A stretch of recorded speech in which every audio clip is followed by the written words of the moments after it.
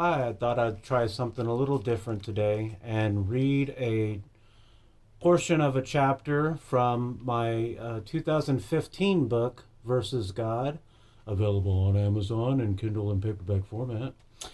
Um, just to set the stage, it's the main character's name is Keith Bannister, and he had already died and is in the afterlife and has hitched a ride to a shopping mall sized town called Calm and has checked into a hotel. Now he's sitting in the hotel, and this is where he goes at.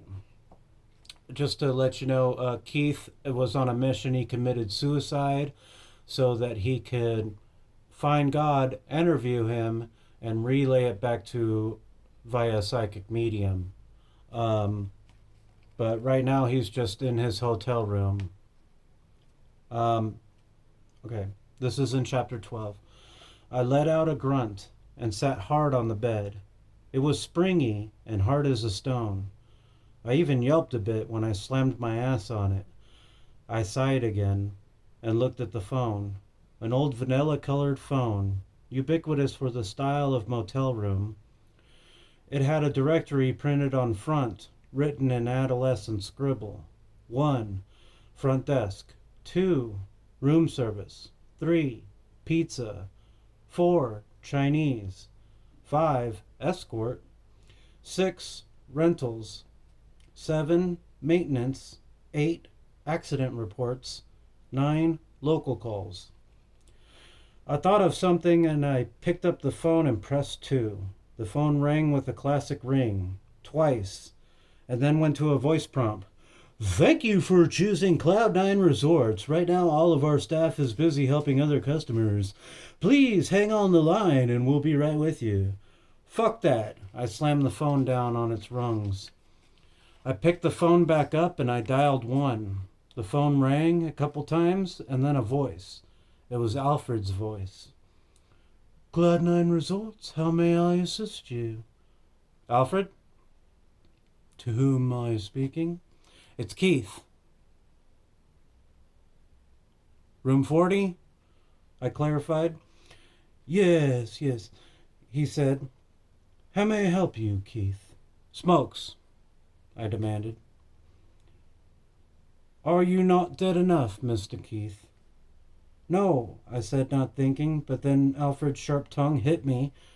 Fuck you. He offered a little laugh. I'd love to help you with that, Mr. Keith, but you'll have to dial room service for that, he said. I believe it's number 2 on your directory. I know this, I confirmed, but it left me hanging on hold. The old chap then smacked his lips apart in an arrogant way.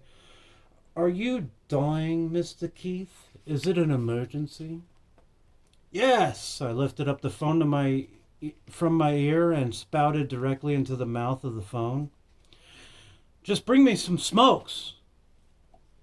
I hung up the phone hard. What an ass that Alfred is. I also thought of something else that seemed kind of irrelevant now, but I opened up the drawer of the nightstand. No Bible.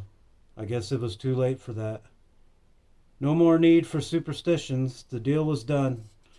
I've always wondered why they put Bibles in hotel rooms. Perhaps it was for the whores and drug addicts who rent rooms to do business or to get a fix, hoping that they'd read a verse and stop shitting on their lives. Or perhaps hotels were notorious at one time for hosting tragic events that one might need the help of a good book. Or, better yet, demons used to plague and haunt the hotels, and when they talked to the Vatican, the Pope suggested there be a Bible in every room of every hotel. I imagined he offered them a wholesale price if they went through him. I peered around some more. No TV, no radio, no book, Bible or fiction, Bible or nonfiction. The afterlife kind of sucked. However, I wasn't done with what I wanted to accomplish. I hadn't found God. I thought about what I'd do when I was done with the mission anyway. I was stuck here for eternity. I had no idea what I was getting myself into.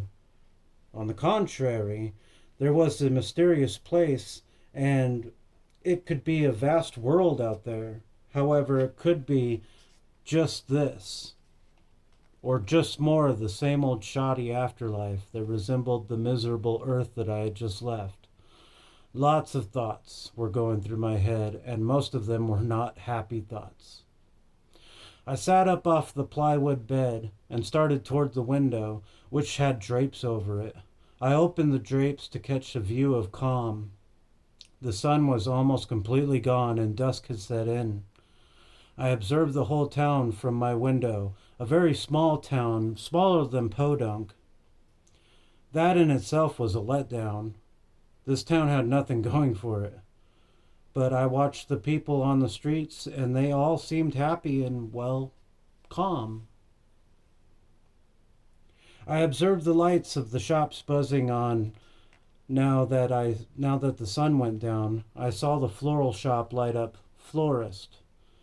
I looked down to the left and saw the pizza restaurant light up pizza, and the clothing store light up Angel Gap.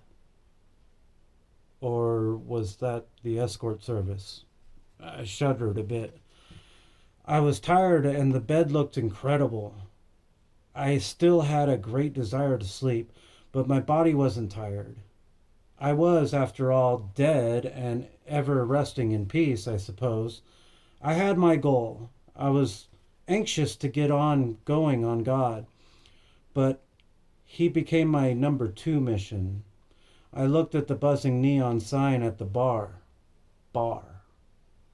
and realized I had a new vision. Beer, an ice cold one. The neon sign was blazing through my window and lighting my face. A heavenly beer, though any beer would feel heavenly right now. The lights rotated back to the starting formation and ran through the fluorescent animation again. Bar. Just then, someone had knocked on the door. Smokes were here. I swung it open and found a bellhop at the door holding a silver platter. He was smiling, as per the usual, and lifted the plate up to reveal a small array of smokage, a fine cigar, a pack of Marlboro Red 100s, and a little baggie of weed with rolling papers. I picked up the baggie and inspected it. "I thought this was the devil's drug," I said facetiously. "Oh, no, sir," he said. "God created the earth, in which created the plants and vegetation. Weed grows from plants, sir." I mustered. I reached for the rest and almost shut the door, but stopped. "I have nothing to tip you with, boy," I said, reaching into my empty pockets. "There is no currency here," he stated. "Currency is the devil's drug." I looked at him with squinted eyes. "But it grows on trees," I said.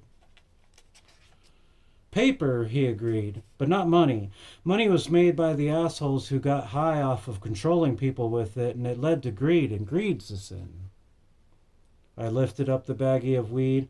"This leads to gluttony," I stated. "Gluttony's a sin." "You don't have to worry about that anymore," he smiled. "You're fucking dead." And with that, he walked away. It left me kind of puzzled. I had fallen into my critical journalist ways and found out that even post-mortem, they were all full of shit.